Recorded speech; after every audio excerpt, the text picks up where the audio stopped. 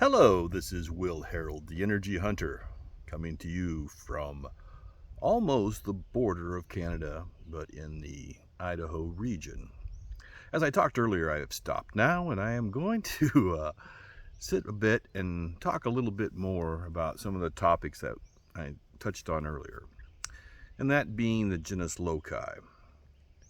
It's said that when ancient civilizations would conquer another civilization, they would always get the elders of the area that were there before, the conquered peoples, and keep them close and talk to them and learn their ways, because they understood that the land that they were on carried a specific resonance and energy form, which we would call the elementals, we could call the fairies, we could call this energies, and that would permeate the area based on its location, based on how the cosmos reacted with it, like sacred geometries. When we talk about biogeometries and things like that, that there are earth ley lines and energy lines that run through these areas, and those attract certain nature spirits or genus loci, as we've talked about. And so when one race would conquer another, one culture would conquer another, they would always take the time to actually learn about the genus loci of the area, because they knew that if they wanted prosperity, they would have to work with these energies of this genus loci, of these elementals, of these fairies, whatever culture it was, whatever energy source it was, if they wanted to call in rain. Now, Dan Winter talks about this a lot when he talks about the songs, singing the songs of the ley lines. And, this is how the ancients and the Aboriginal peoples also worked with these energy patterns, these ley lines, these song patterns. And what happened was, in all these cultures, and they would actually knock down the old sacred temple, but they would build their new temple over the same sacred power spot where they knocked down the previous temple of the previous race or previous culture. And because they knew that that space, that place, had a certain resonance, just like, say, with the pyramids or with Stonehenge or with all these other areas, that had a specific resonance with the energies of the area. Now, this happened with all the cultures of the world except one, right? And that is our current culture in the United States. When we came to the United States, we did not incorporate any of the genus loci of the areas. Very few. I mean, I think maybe some of the early settlers did. But once we actually brought on the ideas of manifest destiny, actually with the Jesuits and the conquistadors that came into the area before the English and Europeans settled this area, we actually knocked down all of the sacred power spots. We erased their cultures, and we took the people off the land. Now, when you take people off the land that have been there for generations, and they have actually begun and created this relationship with the genus loci, with these elementals, you have broke a bond and a relationship to where those elementals do not understand. They don't understand why this relationship was brought to a halt. They don't understand why they're no longer speaking with you, and they become very angry.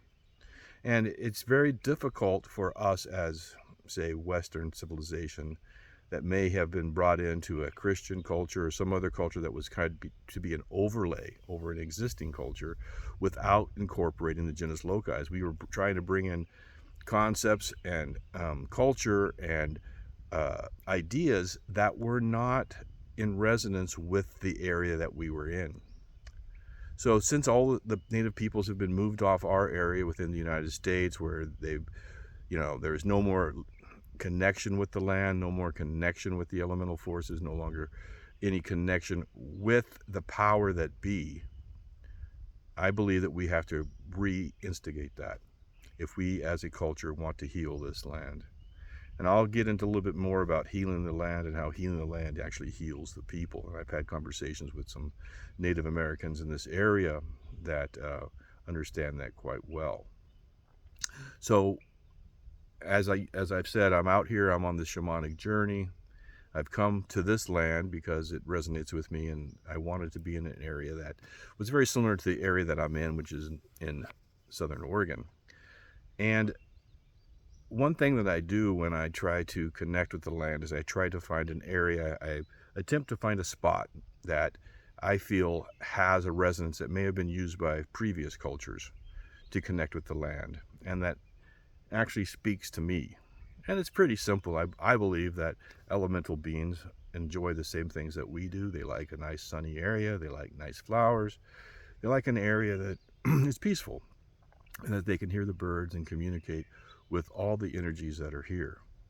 So I found this little area here that as I was hiking, and it's a very nice little spot. It's nice and sunny, flat, rather clear, so you can sit in different areas.